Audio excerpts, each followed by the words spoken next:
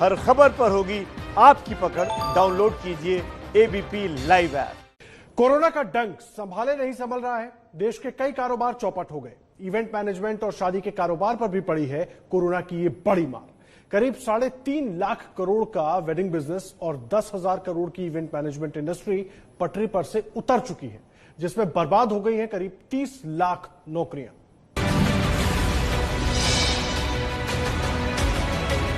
शादी का भव्य आयोजन, हर तरफ साज सजावट, बन ठन के पहुंचे दूल्हा दुल्हन और उनके रिश्तेदार। यह है कोरोना काल से पहले की तस्वीर। और दाईं तरफ यह है कोरोना काल से जूझता शादी का कारोबार। बदली हुई तस्वीर, कहीं गिनती भर लोगों के साथ तो कहीं शादी ऑनलाइन। और यही हाल है इवेंट मैनेजमेंट इंडस्ट्री यानी शादी जैसे कई और भव्य आयोजनों की व्यवस्था करने वाले उद्योग का।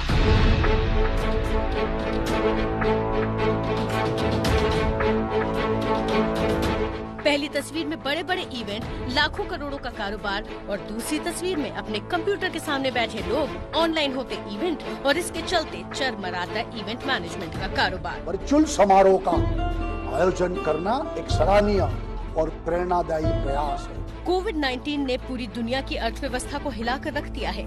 हर घर, हर क्षेत्र में और हर कोने में दिख रहा है कोरोना का कहर। ऐसे में जहां एक तरफ अनलॉक 4 के साथ काम धंधा धीरे धीरे शुरू हुआ है, एक उद्योग ऐसा है जिसकी पूरी कमाई निर्भर करती है बड़े आयोजनों पर। लेकिन सोशल डिस्टेंसिंग के नियमों के चलते इनके लिए बिजनेस ना के बराबर हो गया है। कल परसों तक नामकरण, बर्थडे, शादी, पॉलिटिकल रैलीज, सभा, इलेक्शंस, दिवाली, 31st सेलिब्रेशन, इन सब की प्रायोरिटी लिस्ट में हम 1 नंबर पर थे। और अब अनलॉक के बाद इवेंट मैनेजमेंट प्रायोरिटी लिस्ट में है ही नहीं। बॉलीवुड के मशहूर कपल अली फजल और उनकी एक्ट्रेस गर्लफ्रेंड रिचा चड्ढा इसी साल अप्रैल में शादी करने वाले थे, लेकिन कोरोना की एंट्री क्या हुई, इनकी शादी अनिश्चित वक्त के लिए स्थगित कर दी गई। शादियों में सिर्फ 50 लोगों के जमा होने की सीमा के चलते रिचा और अली ने अपनी शादी पोस्टपोन की। और हाल ही में कंगना रनौत के साथ फिल्म पंगा में दिखी इस अदाकारा ने एक मीम शेयर करके अपना ये दुख भी जताया। आपको ये निकाह कबूल है?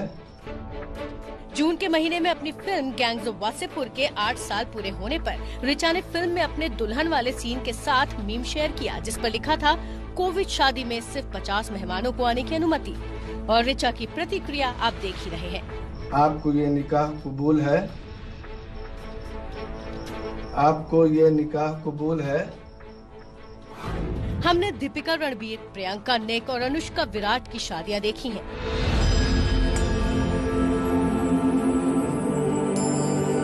और अब बॉलीवुड की ये शादी भी एक बेहद भव्य आयोजन होता, क्योंकि अली और रिचा की शादी का सेलिब्रेशन देश के 3 अलग शहरों में होना था। पहले लखनऊ में शादी, उसके बाद दिल्ली में हिंदू रीति रिवाज से फिर शादी और आखिर में मुंबई में रिसेप्शन, जिसमें जाहिर है बॉलीवुड के सभी जाने माने चेहरे आते और तीनों शहर मिलाकर ये करोड़ों का आयोजन होता। न ही ये बिग फैट वेडिंग हुई और न वेडिंग प्लानर्स समेत इससे जुड़े बाकी व्यवसाय में काम करने वालों की कोई कमाई। और बस इन्हीं गंभीर हालातों से जूझ रहा है वेडिंग बिजनेस भी। पैंडेमिक की वजह से जिस तरह से डाउनफॉल हुआ है वो हम सभी देख सकते हैं। तो ऐसे में क्या आप लोगों को जो अपनी टीम है उसमें कट आउट करना पड़ा, क्या सैलरीज कम करनी पड़ी? बिल्कुल अपराजिता, ये सबसे बड़ा टफ टाइम हमने अपनी जिंदगी में देखा। मैं इस फील्ड में करीब 20 साल से हूँ और पता नहीं कितनी शादियां करा चुके हैं। हमें अपनी टीम भी रिड्यूस करनी पड़ी, उनकी सैलरीज भी कम करनी पड़ी। और जो इससे जुड़े हुए जितने भी व्यवसाय हैं वो लोग तो बिल्कुल ऐसा लग रहा है कि गायब ही हो गए हैं। बिकॉज उनके लिए अगर आप शादी देखोगे तो शादी से ही चाहे ज्वेलरी का बिजनेस हो, चाहे गाड़ियों का बिजनेस हो, चाहे घर का बिजनेस हो, हर बिजनेस कहीं ना कहीं जुड़ा हुआ है। तो इस शादी से पूरी इंडस्ट्री को इम्पैक्ट हुआ है। भारत में सालाना शादी का कारोबार है करीब 3.5 लाख करोड़ का। यहाँ एक साल में 1 करोड़ से ज्यादा शादियाँ होती हैं। 3 करोड़ व्यापार शादी उद्योग से जुड़े हैं। 12 करोड़ लोगों को इससे रोजगार मिलता है। कोरोना की मार किस कदर वेडिंग बिजनेस पर पड़ी है, इसका अंदाजा लगाया जा सकता है मुंबई की वेडिंग प्लानर विदुषी कपूर और दिल्ली के विजय अरोड़ा से बात करके। आपकी जो कंपनी है, कितना नुकसान आपको झेलना पड़ा है, कितना प्रभाव पड़ा है आपकी कंपनी पर? देखिए, प्रभाव तो बहुत पड़ा है, पर अगर मैं खुद की बात करूं, फॉर एग्जांपल अगर हम साल में 10 से 12 करोड़ रुपए का टर्नओवर करते थे, अब वो स्ट्रेट मिनिमम जाके 1 से 2 करोड़ के बीच में आ गया है। पहले कोई शादी 50 लाख में किया करते थे, तो वो आज शादी 5 लाख रुपए में हो रही है। तो इतना फर्क पड़ गया और उसी वजह से इस पूरी इकोनॉमी में बहुत बड़ा फर्क पड़ गया। हालांकि ऐसे वक्त में इंडस्ट्री ने खुद को संभालने के तरीके निकाले हैं। 50 लोगों के नियम के साथ भी जो शादियां हो रही हैं, उनके फंक्शन की चुनौती का बखूबी सामना कर रहे हैं और साथ ही ऑनलाइन वेडिंग या वर्चुअल वेडिंग का विकल्प भी अपने क्लाइंट के सामने रख रहे हैं। हालांकि इन दोनों ही ऑप्शंस में कमाई ट्रेडिशनल वेडिंग के सामने 10% ही है। हम करीब 3 शादियां कर चुके हैं इस पेंडेमिक में, जिसमें सैनिटाइजेशन से लेके, मास्क से लेके, टेम्परेचर से लेके, ऑक्सीमीटर से लेके, खाना कैसे सर्व होगा, बुफे का कैसे ध्यान दिया जाए, इन सब चीजों को लेके बहुत ध्यान हो रहा है कि बुफे ना लेआउट किया जाए, कोई स्पून को या सर्विस स्पून को यूज ना करे। फ्लाइंग शेफ्स इंट्रोड्यूस हो गए हैं। हमने एक शादी में भी ऐप यूज किए जिसमें आप खाना ऐप के थ्रू ऑर्डर कर सकते हैं शेफ को। तो ये सब प्रिकॉशंस लेने हैं, जिसकी वजह से शादियां सक्सेसफुल हो पा रही हैं। और जाहिर है गिरते शादी के कारोबार में कंपनियों के मालिकों पर अपने स्टाफ के लिए सैलरी देना भी एक बड़ी चुनौती बन गया है।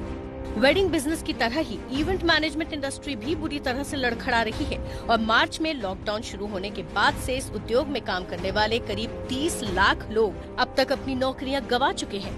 इवेंट मैनेजमेंट 1-2 जनों का काम नहीं है। आपके आसपास जितने भी व्यवसाय हैं, वो किसी न किसी तरह से इवेंट के लिए ही काम कर रहे हैं। 6 महीने हो गए हैं। केवल इवेंट मैनेजमेंट पर निर्भर करने वाले अपने देश में करोड़ों लोग हैं। 2021 तक इवेंट मैनेजमेंट उद्योग का कारोबार 10,000 करोड़ तक पहुंचने का अनुमान था। इसके अंतर्गत आते हैं सोशल इवेंट्स, जिनमें शादियां शामिल हैं, कॉर्पोरेट इवेंट्स, जिनमें मीटिंग्स, प्रोडक्ट लॉन्च वगैरह आते हैं, कल्चरल रिलीजियस इवेंट्स, सांस्कृतिक या धार्मिक आयोजन हो, entertainment events, educational events, exhibitions या मेले, पॉलिटिकल इवेंट्स, जिसमें रैलियों जैसे आयोजन आते हैं। दिल्ली में करीब 12 साल से अपनी इवेंट मैनेजमेंट कंपनी चला रहे सचिन तलवार बताते हैं कि कोरोना काल में उनकी कंपनी की कमाई 10% ही रह गई है, लेकिन इन कठिन परिस्थितियों से जूझते हुए उन्होंने डिजिटल इवेंट्स की ओर रुख किया है। मैं आपसे कहना चाहती हूँ कि आप मुझे कुछ भी कह सकते हैं, लेकिन हाय मत करिए, क्योंकि गंगा किसी की हाय नहीं लेती है। ये है एक डिजिटल इवेंट की तस्वीर, जिसमें कमेडियन सुगंधा मिश्रा और सिंगर अनुराधा पौडवाल, उनकी बेटी कविता पौडवाल जैसे सेलिब्रिटीज को ऑडियंस ने अपने मोबाइल और कंप्यूटर पर घर बैठे देखा और सुना।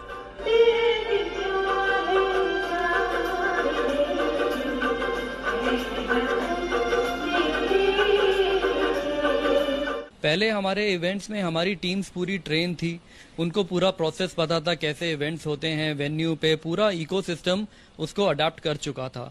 अब इस तरीके से इस समय तो ये पूरा एक रीसेट है हमारे लिए। आप समझिए कि फिर से स्कूल में ABCD की तरह शुरू से हमारी पढ़ाई हो रही है और हमें सब कुछ शुरू से पढ़ना पड़ रहा है। लेकिन सभी के लिए ये विकल्प मौजूद नहीं है। दिल्ली में ही इनेक्सिस कंपनी चलाने वाले ब्रजेश पाहुजा को काम न मिलने के चलते अपने कुछ स्टाफ को घर भी बैठाना पड़ा है। वर्चुअल इवेंट हो रहे हैं, बट अगर हम कंपेयर करें ट्रेडिशनल इवेंट्स और वर्चुअल इवेंट को, तो मार्केट बहुत छोटा है। कुछ एजेंसीज हैं जो कर रही हैं, अच्छा भी कर रही हैं। हमारी क्लाइंटेल ज्यादातर मीडिया हाउसेज रहे हैं, उस वजह से हम वर्चुअल ज्यादा उनके साथ कुछ कर नहीं पाए। तकरीबन हमारी टीम 15 लोगों की थी, अभी आप देख सकते हैं ऑलमोस्ट 5 है। अभी भी जो हैं ऑफिस में, हम सब we are not earning anything, कोई सैलरीज किसी के लिए है नहीं। और अब सभी इवेंट मैनेजर्स की उम्मीद बंधी है सरकार से। ईमा यानी event and entertainment management association के मौजूदा प्रेसिडेंट रोशन अब्बास, जो कि रेडियो जॉकी और मशहूर टीवी पर्सनालिटी भी हैं, वो बताते हैं कि उन्होंने सरकार को 330 पेज का एक डॉक्यूमेंट बनाकर प्रपोजल दिया है और आयोजनों में 50 या 100 की सीमा को बढ़ाकर 200 तक करने की गुजारिश की है। हम तो चाहते हैं कि एक इंटरनेशनल रूल है जिसमें लोग कहते हैं कि 4 स्क्वायर मीटर की जगह हर एक इंसान को देनी चाहिए।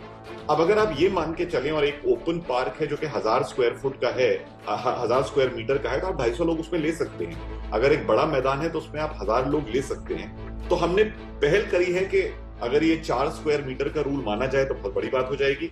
देश में कोरोना के चलते लॉकडाउन लगने के शुरुआती महीनों में इवेंट मैनेजमेंट इंडस्ट्री को करीब 5000 करोड़ रुपए का नुकसान हुआ।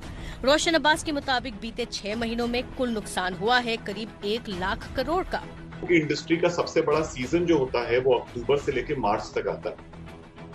तो लोगों को तो ये लग रहा है कि पूरा इस ईयर को तो हमको राइट ऑफ ही करना पड़ जाएगा, बिकॉज हमने जनवरी से मार्च तक जो भी कमाया वही एक किस्म से कमाई हुई है। उसके बाद जो करोड़ों की कमाई थी वो लाखों में आ गई है।